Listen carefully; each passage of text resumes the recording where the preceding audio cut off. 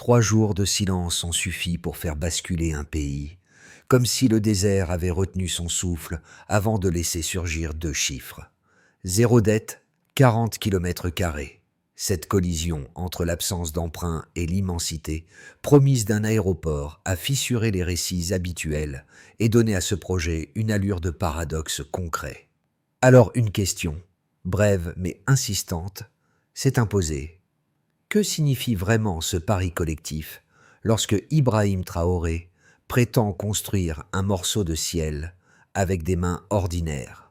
Avec le premier matin de travaux, cette promesse sans créancier a commencé à ressembler moins à un slogan qu'à un point de non-retour. Ce projet, annoncé d'une voix calme mais avec une précision méthodique, reposait sur une promesse simple. Ériger un aéroport sans dette, ni tutelle extérieure, une ambition condensée en 10 mots qui définissaient le cap autant qu'il dévoilait les risques. La portée de cet engagement dépassait la seule construction. Il affirmait qu'un pays enclavé pouvait s'ouvrir un horizon par ses propres moyens, sans capitaux étrangers et sans dépendance énergétique. Cette ligne, claire et volontaire, attirait autant qu'elle inquiétait, car l'audace d'une autonomie totale impliquait une exposition maximale à l'échec. Si la mécanique collective tenait, elle redéfinirait la souveraineté technique du Burkina Faso. Si elle se brisait, elle le laisserait dans le sable une leçon rude sur les limites du volontariat massif. Et derrière cette tension se glissait un micro-hook discret mais persistant. Qu'arrive-t-il à un pays lorsque chaque geste quotidien devient un acte de souveraineté mesurable? Le mini-reveal apparut au matin du 3e jour. Le silence initial n'était pas un arrêt, mais un signal de départ, confirmant que 40 km² de pistes et de structures seraient tracés sans aucun prêt extérieur. Cette première donnée, nette et vérifiable, révélait que le chantier avait franchi son seuil théorique bien plus tôt que prévu, transformant une annonce politique en équation mesurable posée sur le sable. Dès lors, le décor se recomposa autour d'un fait simple. Le Burkina Faso tentait d'ouvrir une fenêtre vers le monde en n'utilisant que ses propres ressources, son énergie solaire et la force de milliers de volontaires arrivés sans convocation. Les camions chargés d'acier compacté, les équipes venues des hameaux du Sahel, les étudiants manipulant des outils improvisés, tout indiquait que la dynamique réelle démentait les récits d'isolement. La scène ressemblait moins à une mobilisation spontanée qu'à une chorégraphie sans chef d'orchestre, où chaque zone avait son référent, chaque tâche son périmètre, chaque équipe sa séquence. La nuit, des lampes solaires bricolées prolongeaient le rythme du jour, donnant au site une allure de laboratoire énergique en expansion continue. Au cœur de cette effervescence, une phrase circulait discrètement. Si un pays parvient à bâtir une infrastructure majeure sans capitaux étrangers, qu'est-ce qui pourrait encore lui être refusé? Cette interrogation, amplifiée par la présence régulière mais silencieuse d'Ibrahim Traoré, donnait au chantier une tonalité particulière. Il ne s'agissait pas seulement de construire un aéroport, mais de tester la cohérence interne d'un modèle fondé sur la méthode collective. Ainsi se formait le véritable contexte. Un territoire enclavé cherchant à convertir des contraintes accumulées en capacité d'action. Un pays mesurant sa propre endurance à travers une infrastructure en devenir. Et une population observant que chaque effort produisait une trace visible dans le désert. Au milieu du chantier encore jeune, une silhouette discrète devint rapidement un repère. Un jeune soldat surnommé le frère de poussière, qui n'avait aucun titre officiel, mais dont la présence stabilisait le rythme général. Lorsqu'une machine calait, il improvisait une réparation. Lorsqu'une équipe hésitait, il esquissait un plan de travail directement sur le sol. Sa méthode n'était ni héroïque, ni spectaculaire. Elle était simplement fonctionnelle, et cette fonctionnalité suffisait à structurer les premières heures du projet. Le premier micro-cas apparut lorsqu'une tranchée mal alignée menaça d'interrompre l'avancement d'un segment de piste. Plutôt que d'attendre des instructions, quelques volontaires redessinèrent les repères en s'appuyant sur des niveaux improvisés. En moins de 2 heures, la zone fut rectifiée, révélant une règle implicite du chantier. Chaque obstacle devait devenir un exercice collectif, non un frein. Le second microcas survint lors d'une rupture momentanée d'outils. Des artisans récupérèrent des pièces usées provenant d'anciens véhicules militaires et fabriquèrent des marteaux, des fixations et des leviers adaptés. Ce geste, anodin en apparence, mit en évidence une logique qui allait se répandre. Transformer les contraintes matérielles en solutions locales plutôt qu'en interruptions.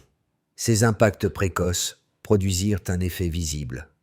La confiance interne augmenta, non à cause d'un discours, mais parce que le désert commençait à répondre aux efforts déployés. Chaque correction réussie, chaque outil bricolé consolidait l'idée qu'un chantier reposant sur des moyens limités pouvait néanmoins fonctionner avec une cohérence inattendue. Avant la première aube, le site n'était qu'une étendue sableuse, hérissée de piquets alignés sans relief apparent. Mais le déclencheur survint brusquement avec l'arrivée d'une file de camions poussiéreux venus de Ouagadougou, suivis de charrettes chargées d'outils récupérés. Les premiers coups de marteau claquèrent dès le lever du soleil, imposant un rythme sec qui transforma le silence en cadence. Des tranchées furent creusées à la main, les fondations esquissées à l'aide de niveaux improvisés, et les gestes s'enchaînèrent sans pause inutile. Les femmes installèrent des tentes de fortune pour servir de point d'eau. Les adolescents identifièrent les zones à déblayer. Les artisans trièrent l'acier récupéré sur d'anciens véhicules militaires, martelant, ajustant, renforçant chaque pièce. Le chantier devint une mosaïque de tâches synchronisées, où chaque action poussait la suivante. Au troisième jour, une bande de terre compactée prit forme, évoquant déjà une piste préliminaire. Les radios locales relayèrent les bruits des marteaux, des moteurs rauques, des chants portés par le vent. Cette diffusion créa un effet de tirage, attirant de nouveaux groupes, quittant leur village pour rejoindre la zone. Le volume de travail augmenta d'heure en heure. Les équipes déchargeaient, triaient, coupaient, soudaient, lissaient, sans ralentissement perceptible. Le désert répondait au rythme imposé. Puis survint la première tension majeure lorsque des éditorialistes étrangers qualifièrent l'ensemble de spectacle politique. Sur le terrain pourtant, les images satellites révélèrent autre chose. Plusieurs kilomètres de pistes déjà visibles. Cette révélation força un basculement du récit extérieur. Les sanctions tombèrent rapidement. Transferts suspendus, contrats gelés, fournisseurs retirés. Le Burkina Faso se retrouva coupé des circuits habituels. Mais cette rupture n'arrêta rien. Au contraire, elle activa un second mouvement. Des mécaniciens transformèrent d'anciens camions en bétonnières artisanales, fixant des chaînes, soudant des roues usées pour créer un système d'agitation rudimentaire. Les tôles percées devinrent coffrages. Les pièces rouillées se changèrent en poutres. Le chantier ne ralentit pas. Il muta. Le cinquième jour, une tempête de sable s'abattit brutalement, réduisant la visibilité à presque rien. Les volontaires se replièrent pour protéger les matériaux sous des bâches, maintenant les structures naissantes à l'aide de cordes. Lorsque le vent se calma, la poussière révéla des silhouettes immobiles mais résolues. Chacun se releva, essuya son visage, reprit les outils immédiatement. La résilience devint une constante. Puis un moment marquant fit basculer la dynamique. Ibrahim Traoré, revenu discrètement au cœur du site, prononça une phrase simple. « Si le ciel nous refuse des ailes, la terre nous apprendra à voler. » Ike pas boste. En quelques heures, ces mots circulèrent sur tout le chantier, peints sur des planches, murmures relayés dans les maisons voisines. L'annonce devint un serment partagé. À partir de là, le mouvement d'ensemble devint irrésistible. Les gestes s'intensifièrent, les équipes se formèrent sans ordre, et les jours se succédèrent en progression continue. Le désert, d'abord silencieux, battait désormais au rythme d'un pays entier avant-camp par conviction. Cette continuité forgea les premières du champ. Une coordination plus sûre, une confiance accrue, une impression que chaque pourcentage gagné consolidait autant la structure que l'élan collectif. Rien ne semblait pouvoir interrompre ce cycle. Les premiers bilans officiels établirent la ligne de base. 42% des pistes étaient déjà tracées, un pourcentage qui indiquait qu'une part significative du projet avait été matérialisée bien plus tôt que ne l'anticipaient les modèles classiques, révélant un rythme d'exécution étonnamment soutenu. Ce chiffre, simple en apparence, condensait pourtant un changement discret. La progression ne dépendait plus de financement extérieur, mais d'une méthode collective capable de convertir chaque journée en avancée mesurable. Le deuxième indicateur tomba rapidement. 27% des structures métalliques étaient montées, un ratio qui témoignait d'une capacité d'ingénierie née directement du terrain et renforcée par l'usage systématique de matériaux récupérés. Cette mesure soulignait une dynamique essentielle. Le chantier ne reposait pas sur l'abondance technologique, mais sur une adaptation continue calibrée à partir de ressources locales. Enfin, un troisième chiffre apporta un éclairage inattendu. 100% de l'énergie utilisée provenait de panneaux solaires installés directement sur ou autour du site, une configuration qui démontrait qu'une contrainte énergétique pouvait être transformée en ressource structurante. Cette donnée déplaçait la lecture du projet. Le chantier n'était plus seulement autonome financièrement, il l'était aussi énergétiquement. À partir de ces trois mesures, les rédactions internationales durent réajuster leurs analyses. Là où des lenteurs étaient anticipées, les courbes montraient un mouvement quasi continu, là où l'immobilisme semblait probable. Les images satellites révélaient une extension régulière des fondations. Les équipes sur place puisaient dans ces chiffres une motivation directe. Chaque pourcentage gagné devenait une preuve matérielle que l'effort quotidien produisait un effet visible. Les villages environnants observaient la progression avec la même logique. Si les pistes avançaient, alors leur participation trouvait une traduction concrète. Dans les hameaux du Sahel, les effets secondaires commencèrent à apparaître. Les panneaux destinés au site furent aussi utilisés pour illuminer des foyers jusque-là plongés dans l'obscurité. Ce glissement technique modifia plusieurs habitudes.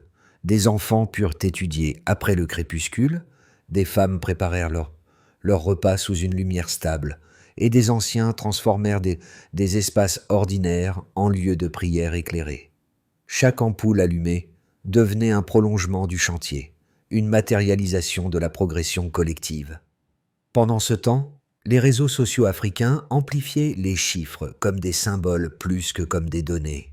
À Nairobi, des étudiants taguaient sur des murs les phrases associées à Ibrahim Traoré, intégrant ces déclarations à un vocabulaire générationnel. À Accra, des sermons en faisaient des références.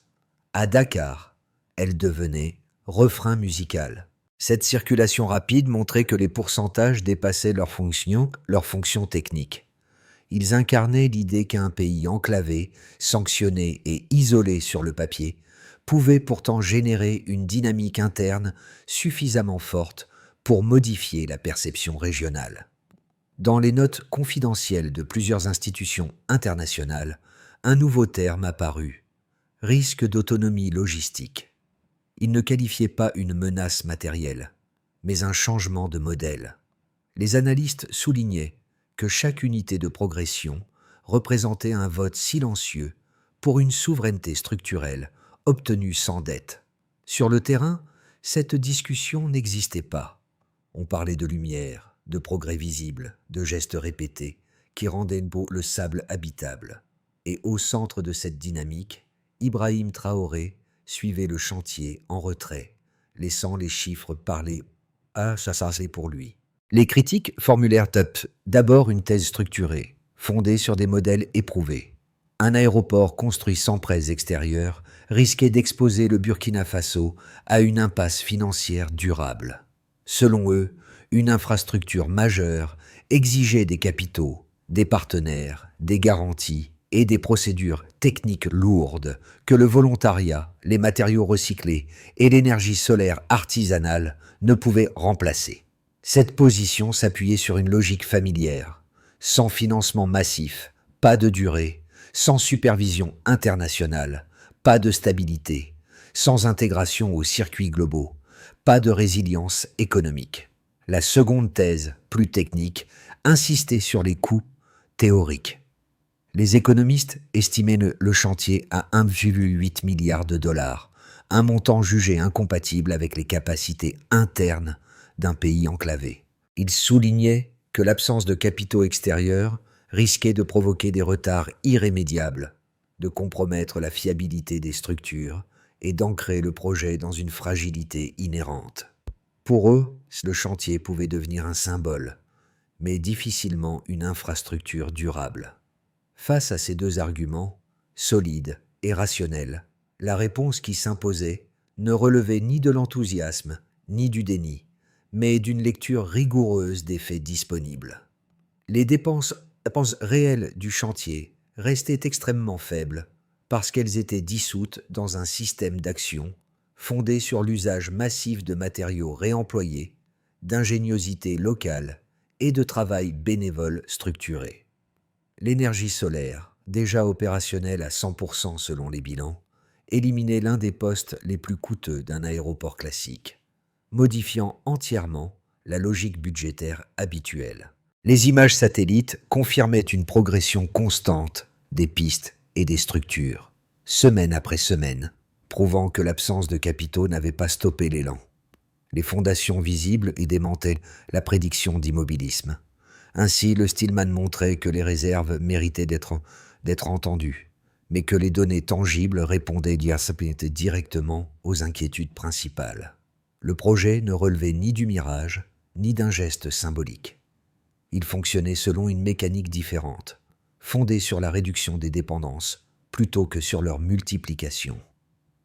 Lorsque les premiers foyers autour du chantier s'illuminèrent grâce aux panneaux solaires initialement destinés aux pistes, la perception collective changea brusquement.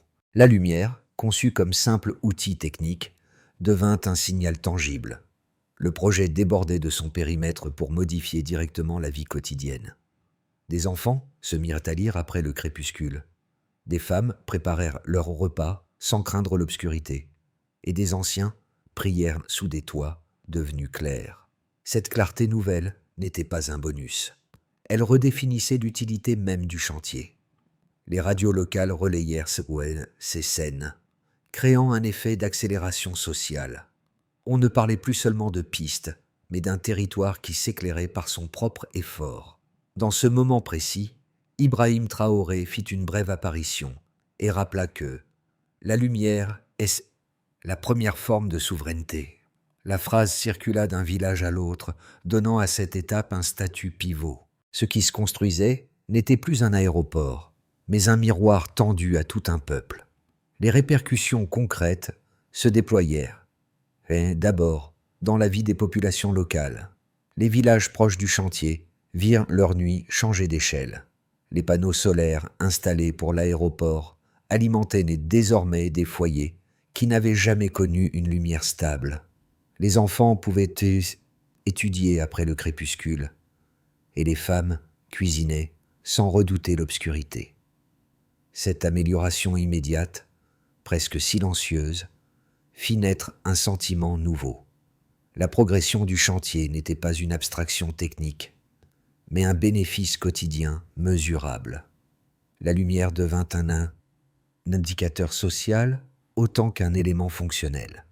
Dans le tissu économique, une dynamique inattendue apparut. Les récoltes collectives servirent à nourrir les ouvriers, tissant un circuit de soutien interne qui remplaçait les coûteux approvisionnements extérieurs. Les artisans redonnèrent vie à des ateliers improvisés, capables de transformer des pièces abandonnées en outils utiles. Les associations locales organisèrent des collectes pour soutenir les volontaires, tandis que plusieurs micro-activités se réorganisaient autour du flux constant de travail humain. De cette recomposition émergeait une logique nouvelle. L'absence de prêt ne représentait plus une faiblesse, mais une opportunité d'inventer des mécanismes économiques autonomes. Du côté institutionnel, l'impact se manifesta dans la coordination administrative. Les ministères travaillèrent ensemble sans recourir à des intermédiaires internationaux. Cette collaboration directe, rare dans un pays habitué à composer avec des partenaires extérieurs, produisit une efficacité inattendue. Les équipes d'ingénieurs établirent des protocoles adaptés au terrain, les unités techniques normèrent la répartition des tâches, et les communes voisines structurèrent des réseaux locaux de soutien. À travers ces ajustements successifs, l'État découvrit qu'il pouvait orchestrer un chantier d'envergure en s'appuyant sur une discipline collective, plutôt que sur des financements étrangers. La présence discrète mais régulière d'Ibrahim Traoré donna à cette cohérence un ancrage politique subtil. Sur le plan régional, les effets se propagèrent au-delà des frontières. Au Ghana, des étudiants lancèrent un programme informel intitulé « Construire sans emprunter ». Au Sénégal, des responsables religieux organisèrent des veillées en soutien. Ceux qui bâtissent le ciel. Au Kenya, un écolier écrivit sur un mur « Un jour, nous construirons notre propre horizon ». Ces signes, modestes mais nombreux, indiquaient qu'un langage politique nouveau se diffusait. Un langage né non d'un sommet diplomatique, mais d'un chantier poussiéreux devenu symbole. Les discussions publiques à Bamako, Niamey ou Accra mentionnaient, de plus en plus, le modèle burkinabé comme une voie possible vers une autonomie technique. Les sanctions destinées à freiner le pays avaient involontairement renforcé la cohésion interne et amplifié son image régionale. À travers ces 4 champs, social, économique, institutionnel et régional, se dessinait une conclusion. Chaque geste accompli sur le chantier produisait un effet élargi, bien au-delà de la construction d'un aéroport. Au terme de plusieurs mois d'avancées visibles, 3 trajectoires distinctes commencèrent à émerger, chacune traduisant une manière différente d'habiter les 12 prochains mois. Dans une trajectoire de base reposée sur la continuité du rythme actuel, les équipes maintiendraient l'allure atteinte. Les volontaires se renouvelleraient naturellement à mesure que les villages se relayaient et les structures déjà engagées poursuivraient leur montée. Dans cette configuration, les tours de contrôle seraient finalisés, les systèmes énergétiques connectés à plusieurs communes et les ateliers nés de la débrouille deviendraient des unités locales capables de produire acier, verre ou câblage. Le pays consoliderait une méthode durable plutôt qu'un exploit ponctuel. Dans une trajectoire optimiste, projetait un déploiement plus large du modèle. Les ateliers du Sahel. Les États du Sahel se transformeraient en micro-usines, capables de reproduire la logique frugale du chantier. L'agriculture tirerait profit de la stabilité énergétique offerte par les réseaux solaires pour sécuriser l'irrigation saisonnière. Les routes secondaires se développeraient grâce aux mêmes procédés techniques, tandis que les écoles d'ingénierie absorberaient les volontaires afin de formaliser leurs apprentissages. Dans cette dynamique, le Burkina Faso deviendrait un laboratoire régional de souveraineté technique et inspirerait les pays voisins déjà attentifs à la progression du projet.